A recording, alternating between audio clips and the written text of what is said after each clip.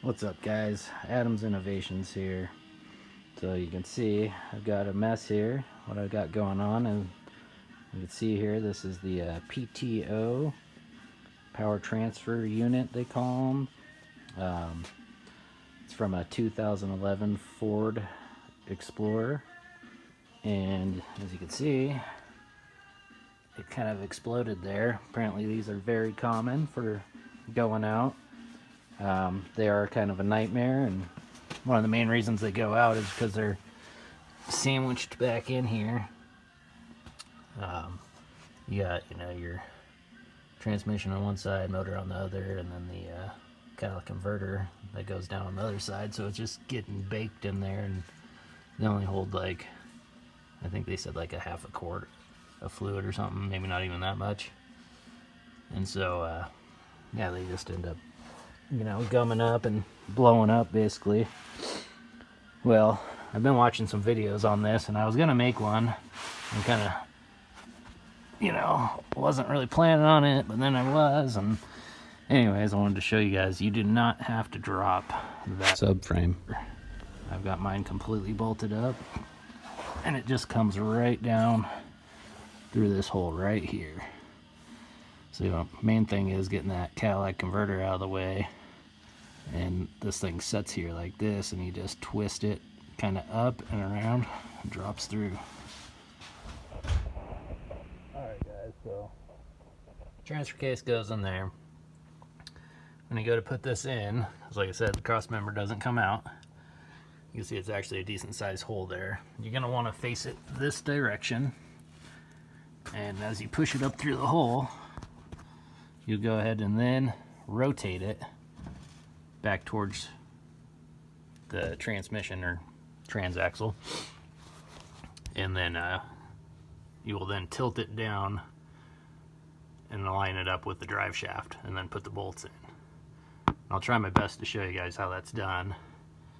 It's going to be a little tricky, but we'll see what we can do here. You can see those two bolts right there, and then there's one on the top there, and then two, I believe, on the bottom. So I just left those ones in there, and you can reach those. You come over here. We used the long extension from the other side, but you can also reach them right by the drive shaft here. So anyways, see if I can't show you how that goes in, and those are all 15 millimeter.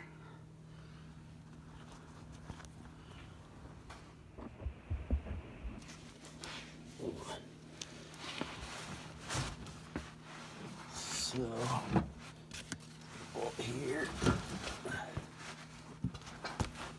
This is the trick right here. Getting up under it.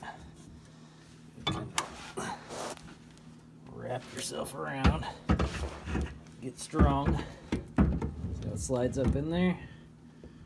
Now you tilt and turn. Tilt and turn.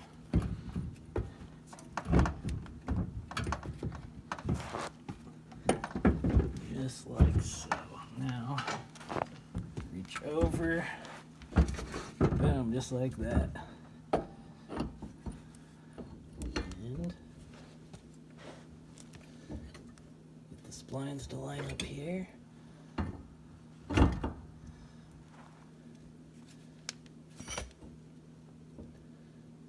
Somehow, some way.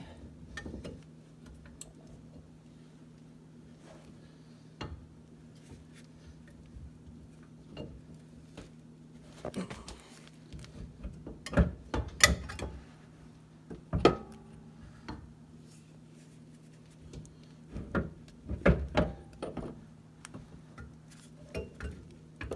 on.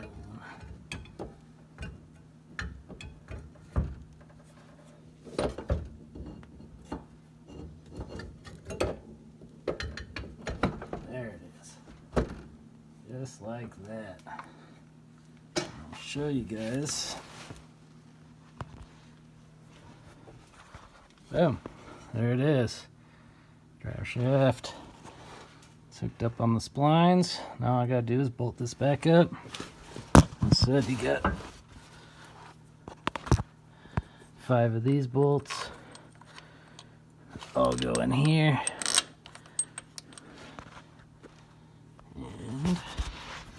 Sorry for the camera. It's not the best. There we are.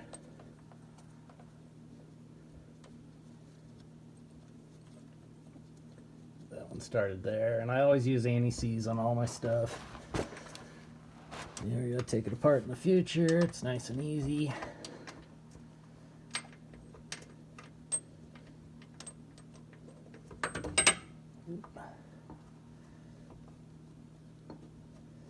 That one started.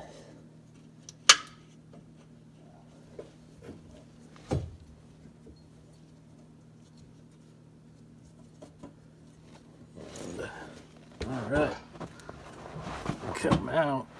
I'll show you guys this. There she is, sitting in there. It's a little better. Now you can see it sitting there. You just need to finish bolting that off, getting those 5 15mm bolts all tightened down, and then I'll move on to the bracket that sits here.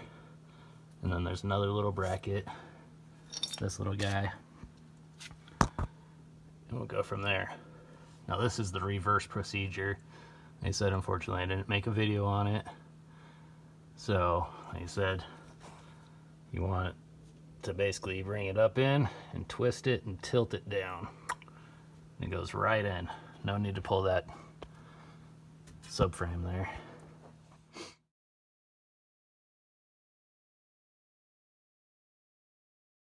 Alright, so you'll see this one on the top here kind of slides in that channel. That one's kind of a nightmare. It's hard to find, but you just gotta find that little channel right there. It's perfect to slide an extension and a socket on. Alright, so the PTO in. Now I could go ahead and right here we have this engine bracket. So I'm going to get that put on, and then I could get rid of this jack here. And basically you got, once again, 15mm bolts. And you got this little guy here that goes onto there, and it has like a little spacer setup. So I get that put on. Okay, so all the bolts are in, the 5 bolts for the PTO, and they're all 15mm, like I said, 3 on this side, 2 on the top left there, right about here. I got that bracket on I was telling you about, the engine motor mount there. And those are all 15mm again, all 3 of those. So now, before I get any further, I'm going to go ahead and pull this plug, and I'm going to go ahead and fill that full of oil. That way it doesn't happen again, obviously. And then make sure you do that, obviously. And then I'll move on to put these engine brackets on right here. Alright, so now that we got the oil all topped off, we'll go ahead and put this bracket on, and I'll show you where that sets. And these are all 1/2 inch. So we come up over here. Oops. Try not to lose the bolts. And this thing sets just about, basically like this. I'll go ahead and get that bolted on and show you what it looks like when it's on. Okay, so now that we got that bracket on, you can see it there. We got this next bracket, this little guy here, and they got these studs in it, so this bolt won't be able to come out. So you want to tighten that one up first, obviously, and it's gonna set just like right like this. Let me show you guys this. That bolt. And that bolt. It looks like it wants to bolt onto this back bracket behind it, but it doesn't actually. It actually bolts onto the block. Just like that. So the next thing I'm going to do is this heat shield. And it sits right on top of this rack and pinion box here. And so I'll show you here. Now you probably don't have to remove this. I just went ahead and did it. This little flap goes up and over the top. And then it just sets just like that. And it's got a 10 millimeter on the back, and then I believe they're 8 millimeter here, these three right here. And so, like I said, you probably don't have to do it, but just, you know, you usually snag up on that stuff, and it's just easier just to take it out of the way before taking that PTO out. Alright, so I got my heater going, so I can try and talk a little louder here. Hopefully you guys can hear me. Next thing I put in is the cat here. And obviously it goes right up in that spot there. Faces, just like this. Your oxygen sensor out towards the passenger tire. And it just slides up in there, and you got 4 bolts. And I believe those were all... So the bolts on the catalytic converter are actually 15 millimeter. And you got 4 of those. And then you'll go ahead and plug your oxygen sensor back in, and it's just right up here on the side. I don't know if you can see that plug hanging down there. Once that's done, I can move on to some other stuff, like putting all this back together in this wheel well here. You guys can see that. Something to make a note of is you have a sill here, and they do fall out pretty easy, so just make sure that that didn't fall out before you put it all back together. So the thing I learned on taking the cat out, the easiest way to take it out is actually over this subframe here. You just bring it in over, same way your drive axle would go, and then dump it down into the hole and then push it up onto the exhaust manifold there. Alright guys, now that I got the cat up in there, I don't know if you can see that there, I can go ahead and, like I said, start putting this all back together. What I'm going to start with is probably getting the exhaust hooked back up. You can see it there, runs to the front, and it hooks up onto the manifold. There's 2 studs that go on there. I don't have them in right now. I ended up breaking one. Ford Nightmare, you break one of these, and you got to switch to a bolt because they do not make a stud apparently for that. I called the dealership. There's nothing. They're like, you got to buy a new cat. And I'm like, nope, I'm going to go buy a bolt. So anyways, 2 bolts there, 2 bolts there.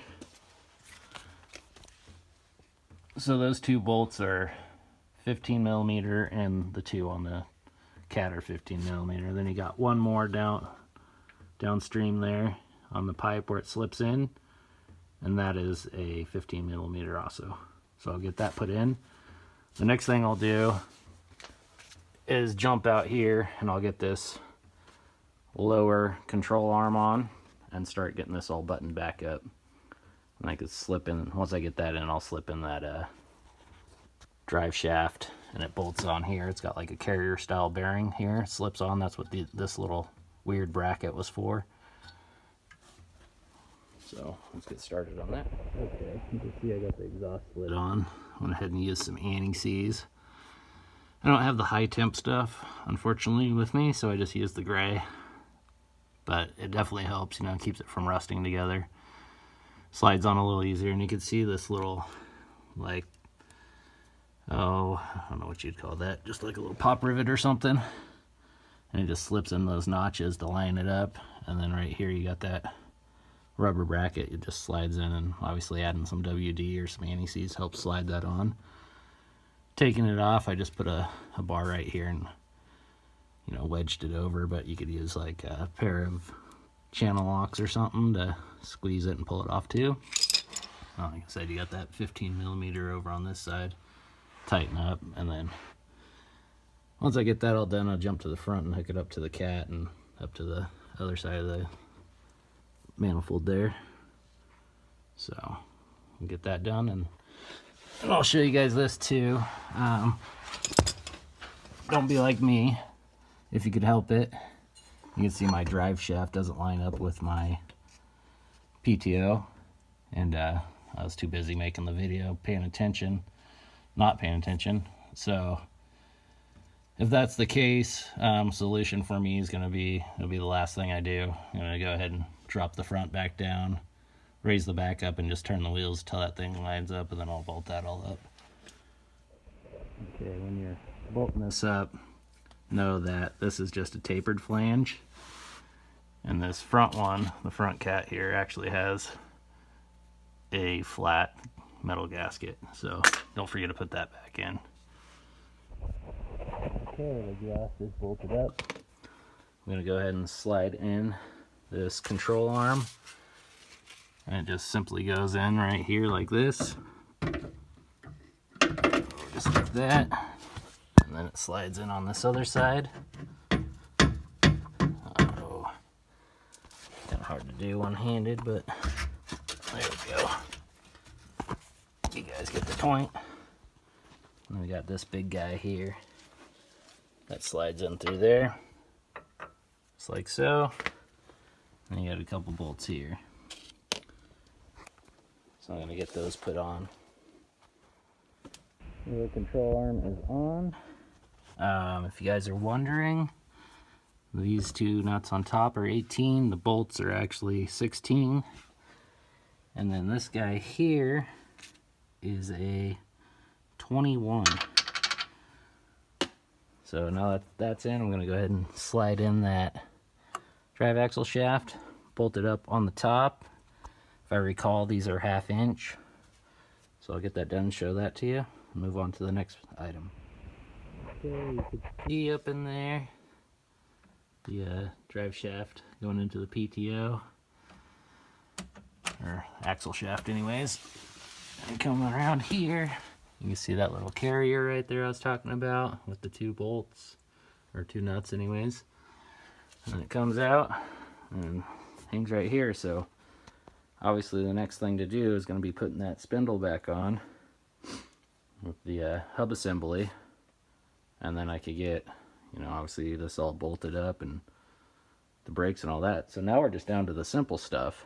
You know, it's basically almost back together. So this is actually like not that hard of a project. I'd say, you know, this is the first time I've ever done one, so it took me about 12 hours. Now that I've done one and I've found the shortcuts and the little loopholes, I guess you'd say, probably 6 to 8 hours. Pretty easy, straightforward. So anyways, I'm going to get that on there, get that bolted down, and then I'll continue showing you guys the rest of the work here.